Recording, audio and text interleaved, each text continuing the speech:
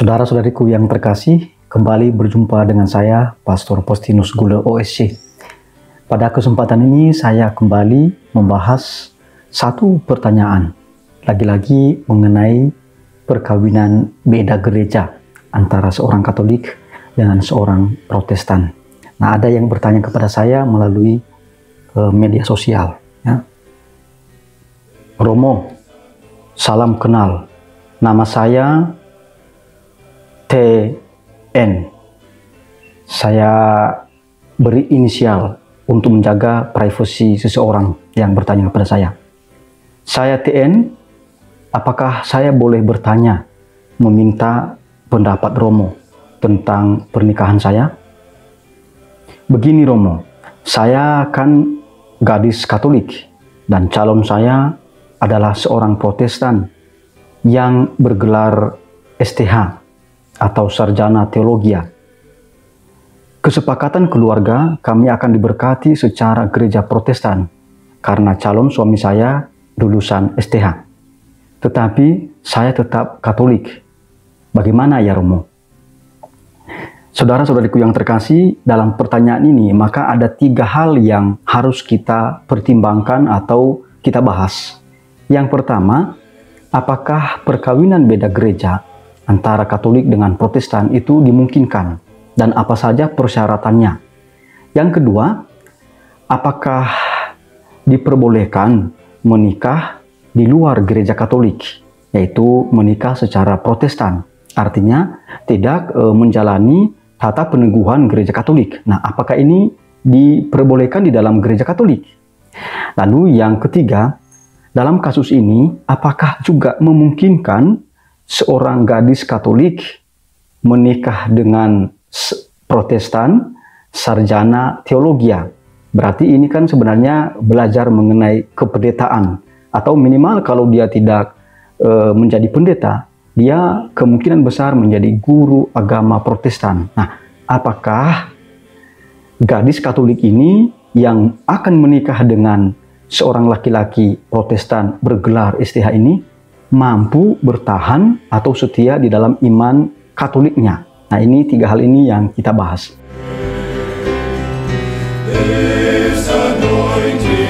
Nah, kita sampai pada bahasan pertama. Apakah diperbolehkan menikah beda gereja? Nah, memang ya kalau mau melihat dalam kanon ini 1124 dikatakan di situ bahwa perkawinan beda gereja, jadi antara seorang Katolik dengan seorang yang dibaptis bukan dalam gereja Katolik, berarti dibaptis dalam gereja Protestan, kalau belum mendapat izin dari ordinaris wilayah atau otoritas gereja Katolik yang berwenang, yaitu dari Bapak Uskup, atau dari pastor vikaris jenderal, atau dari pastor vikaris episkopal teritorial, itu dilarang. Jadi dari kitab hukum kanonik, kanon 1124 tadi, dimungkinkan menikah beda gereja. Tetapi ada syaratnya. Syaratnya terdapat di dalam kitab hukum kanonik, kanon 1125. Apa syaratnya di situ? Berarti pihak Katolik itu berjanji bahwa tidak akan meninggalkan iman Katolik, berarti dia tetap Katolik, ya. Lalu yang kedua, pihak Katolik juga berjanji bahwa nanti anak-anak yang lahir itu dibaptis dalam gereja Katolik, dan yang ketiga, anak-anak yang lahir juga dididik secara Katolik. Jadi ini yang menjadi janji. Nah, apakah janji pihak Katolik ini mampu diwujudkan seumur hidup atau tidak? Nah, ini yang mesti dipertimbangkan oleh orang Katolik yang akan menikah dengan mereka yang bukan Katolik, terutama dalam kasus ini adalah pihak Protestan. Biasanya untuk meminta izin dari Bapak Uskup atau dari pastor vikaris jenderal atau dari pastor vikaris episkopal teritorial mengenai perkawinan beda gereja dibantu oleh pastor paroki dari pihak Katolik. Ya, jadi tidak perlu khawatir karena pastor paroki atau pastor yang mendampingi calon pasangan suami istri itu akan membantu untuk memintakan izin ini kepada otoritas gereja Katolik.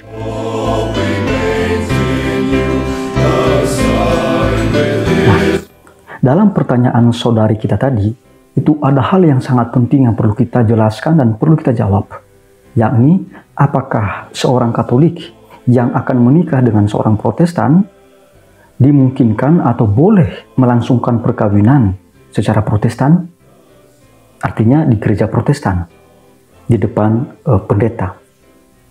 Nah, saudara-saudariku yang terkasih, kalau kita melihat kitab hukum kanonik, Kanon 1108, di sana ditegaskan bahwa orang Katolik, siapapun entah laki-laki atau perempuan, terikat dengan aturan tata perayaan peneguhan perkawinan secara Katolik, dilangsungkan di hadapan pastor dan di hadapan 2 orang saksi, dan dirayakan di dalam gereja Katolik. Jadi sebenarnya diwajibkan orang Katolik menikah secara Katolik. Namun demikian, gereja Katolik memberi solusi ketika orang Katolik atau orang yang bukan Katolik kesulitan untuk merayakan perkawinan secara Katolik, terutama kalau terjadi perkawinan beda gereja. Nah, di dalam Kanon 1127 paragraf kedua itu dikatakan di sana, jika terdapat kesulitan-kesulitan besar untuk menaati forma kanonik atau tata peneguhan perkawinan secara Katolik, ordinaris wilayah, yakni Bapak Uskup atau Pastor Vikaris Jenderal atau Pastor Vikaris Episkopal Teritorial dari pihak Katolik, berhak untuk memberikan dispensasi dari forma kanonik itu dalam tiap-tiap kasus. Tapi saudara-saudariku yang terkasih, sudah ditegaskan di situ, jika ada alasan yang wajar dan masuk akal atau kesulitan besar. Nah, apa itu kesulitan besar? Salah satunya misalnya, mungkin di situ tidak ada gereja Katolik atau sulit dihubungi pastor di daerah itu misalnya. Sulit sekali dan mungkin hampir tidak ada pastor di situ. Nah, berarti ini kesulitan besar. Tetapi harus dipertimbangkan sungguh-sungguh supaya perayaan perkawinan di luar gereja Katolik itu justru bukan karena orang Katolik tidak bisa mempertahankan komitmennya di dalam gereja Katolik. Karena sebelum diberikan dispensasi ini juga, orang Katolik harus berpegang teguh pada janjinya bahwa dia tidak meninggalkan iman Katolik. Dan nanti anak-anak dididik dan dibaptis secara Katolik. Nah, ini yang harus sungguh-sungguh dipertimbangkan oleh orang Katolik dan juga oleh saudara-saudari kita yang bukan Katolik yang akan juga menikah beda gereja dengan orang Katolik. Pihak Protestan ini tidak mengganggu iman dari pihak Katolik.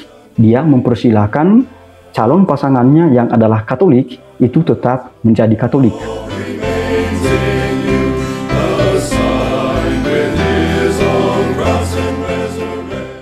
Nah, tapi ada solusi yang kedua. Nah, solusi yang kedua itu adalah perkawinan ekumenis. Perkawinan ekumenis itu dalam arti begini, perkawinan beda gereja yang dilangsungkan di depan pelayan Protestan bersamaan dengan pelayan dari Katolik atau pastor. Jadi pastor dan pendeta itu sama-sama hadir di dalam perayaan perkawinan itu.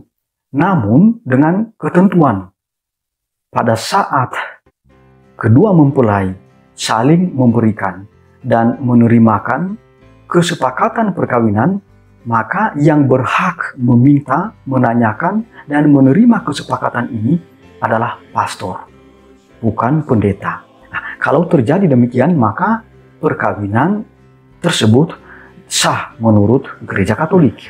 Perkawinan ekumenis itu bisa dilakukan entah di dalam gereja Katolik atau di dalam gereja Protestan. Jadi misalnya merayakan perkawinan dalam gereja Katolik dan hadir di situ pendeta dan pastor. Tetapi pas kesepakatan perkawinan itu dilangsungkan di depan pastor, saling diterimakan dan diberikan di depan pastor. Nah, kalau seandainya perkawinan dilangsungkan di gereja Protestan, maka harus meminta izin kepada ordinaris wilayah, kepada uskup atau kepada pastor vikaris jenderal atau kepada pastor vikaris episkopal. Hal itu ditulis di dalam Ketentuan Pastoral Keuskupan Regio Jawa 2016 di dalam pasal 125. Nah, itu dikatakan begini. Perayaan perkawinan secara ekumenis yang dilaksanakan di gereja Kristen Protestan hendaknya dimintakan izin kepada organisasi wilayah tempat dirayakannya perkawinan itu. Jadi tidak sembarangan juga melakukan perkawinan ekumenis ini. Nah, saudara-saudariku yang terkasih, memang ketentuan mengenai perkawinan ekumenis itu ada di dalam buku ini, ketentuan pastoral keuskupan Regio Jawa bagi keuskupan-keuskupan di Regio Jawa, di dalam khususnya di dalam pasal 125, tetapi juga ada juga ketentuan pelaksanaan reksa pastoral di Keuskupan Agung Medan. Bagi Anda yang berada di Sumatera Utara juga bisa melihat buku ini dan persis sama ketentuan mengenai perkawinan ekumenis itu. Perkawinan ekumenis di dalam ketentuan pelaksanaan reksa pastoral di Keuskupan Agung Medan itu ditulis di dalam pasal 177. Ketentuan ini merupakan perwujudan atau penerapan dari sebuah dokumen yang dikeluarkan oleh Vatikan yang berjudul Directory for the Application of Principles and Norms on Ecumenism yang dikeluarkan pada 25 Maret 1993. Tetapi yang menarik di dalam dokumen itu dijelaskan bahwa perkawinan ekumenis bertujuan untuk membangun persaudaraan dan kesatuan dan juga semangat ekumenis di antara kedua gereja, Katolik dan Protestan. Lalu yang kedua, ketidakmungkinan pihak bukan Katolik merayakan perkawinan di luar gerejanya atau di luar komunitasnya tanpa timbulnya sandungan atas dirinya. Jadi misalnya terjadi konflik atau dia disingkirkan di dalam komunitas gerejanya, atau jabatannya di dalam gerejanya, atau jabatan orang tuanya di dalam gerejanya itu juga terancam. Nah, ini untuk mengantisipasi hal ini dan memberikan solusi atas ini. Atau ketidakmungkinan pihak bukan Katolik merayakan perkawinan di luar gereja atau komunitasnya tanpa sanksi terhadap dirinya sendiri dan keluarganya. Jadi itu alasan-alasan yang masuk akal dan berat sehingga dimungkinkan diberikan kelonggaran sehingga bisa melaksanakan perkawinan ekumenis.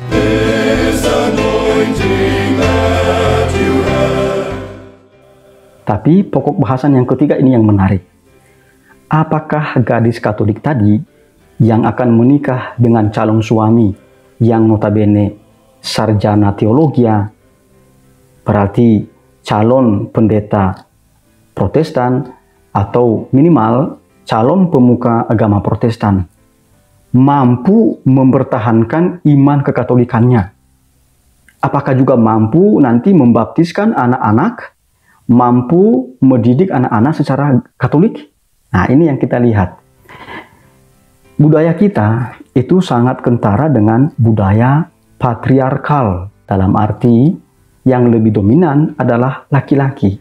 Umumnya perempuan mengikuti laki-laki. Jadi kalau laki-laki itu beragama Protestan, kemungkinan besar istrinya itu nanti juga akan menjadi Protestan, gitu ya. Nah, ini yang dipertimbangkan. Bahkan di dalam suku-suku tertentu itu sangat kuat bahwa istri wajib mengikuti agama dari suaminya. Maka dalam hal ini yang perlu dipertimbangkan oleh pihak Katolik tadi, apakah dia mampu bertahan sebagai orang Katolik kalau dia menikah dengan orang Protestan yang bergelar sarjana teologia atau calon pendeta atau calon hamba Tuhan atau minimal guru agama Protestan.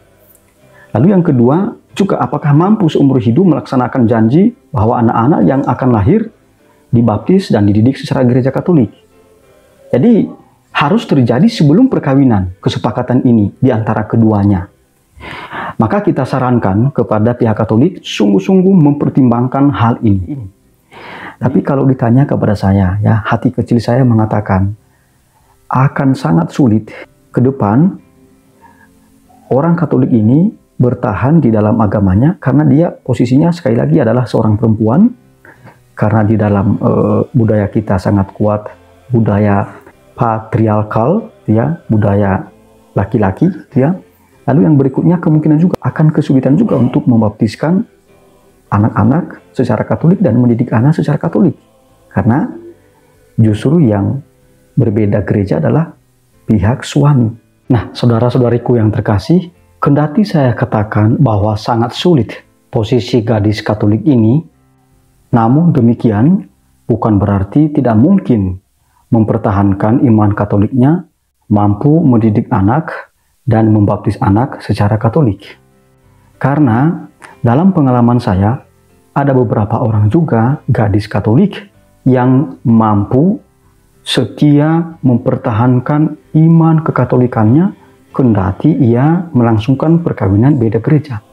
Bahkan dia juga berjuang untuk membaptiskan anak-anak dalam gereja Katolik dan mendidik anak dalam gereja Katolik. Hanya saja mengapa saya singgung ini supaya ada bahan pertimbangan bagi gadis Katolik tadi yang akan menikah dengan seorang Protestan yang bergelar STH. Saudara-saudariku yang terkasih, ada hal yang perlu dipertimbangkan di dalam pertanyaan saudari kita tadi, atau juga orang lain yang akan melangsungkan perkawinan beda gereja antara seorang Katolik dengan seorang Protestan, yaitu domisili atau situasi tempat tinggal. Saya ambil contoh begini, di kampung saya memang ada juga orang yang menikah dengan seorang sarjana teologi, bahkan dia menjadi pegawai negeri dan orang ini juga sebagai guru agama Protestan.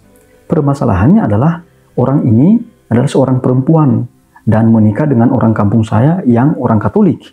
Dan di kampung saya itu memang ada gereja Katolik. Maka setiap minggu mereka memang bergereja di gereja Katolik. Maka orang Katolik kampung saya ini itu mampu untuk mempertahankan imannya dalam gereja Katolik dan juga mampu mendidik anak dan membaptiskan anak secara Katolik.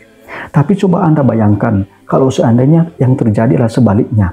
Misalnya, orang kampung saya ini adalah seorang perempuan dan memang orang Katolik, lalu menikah dengan seorang Protestan yang bergelar STH di kampung lain, dan di kampung itu, di kampung dari pasangannya ini yang bergelar STH ini, memang tidak ada gereja Katolik. Kemungkinan besar orang kampung saya yang adalah perempuan ini dan Katolik yang menikah di tempat lain dengan seorang Protestan yang bergelar STH, kesulitan untuk menepati janjinya bahwa dia menjauhi bahaya meninggalkan iman Katolik. Karena di situ tidak ada gereja Katolik. Atau juga kesulitan untuk membaptiskan bayi secara Katolik. Atau kesulitan juga untuk mendidik anak secara Katolik. Karena memang di situ di kampung itu tidak ada gereja Katolik. Maka situasi tempat tinggal ini perlu juga dipertimbangkan oleh mereka yang melangsungkan perkawinan beda gereja. Jangan sampai di kampung itu dan memang tidak ada gereja Katolik. Maka saudariku yang bertanya ini, saudari TN, pertimbangkanlah apakah di kampung calon suami Anda ini yang bergelar STH ini, sarjana teologi ini, dimungkinkankah Anda bergereja di gereja Katolik atau tidak? Nah, apakah juga Anda mungkin membaptiskan bayi-bayi Anda yang akan lahir secara Katolik? Dan apakah juga Anda mampu mendidik anak Anda dalam gereja Katolik?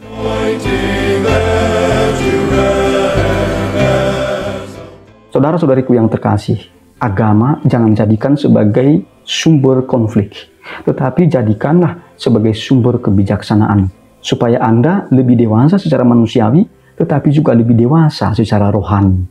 Maka kalau Anda memutuskan untuk menikah beda gereja, putuskanlah secara dewasa, sepakatilah secara dewasa. Dalam gereja Katolik menuntut umat Katolik supaya mereka tidak meninggalkan iman Katolik dan supaya mereka juga membaptis dan mendidik anak secara Katolik.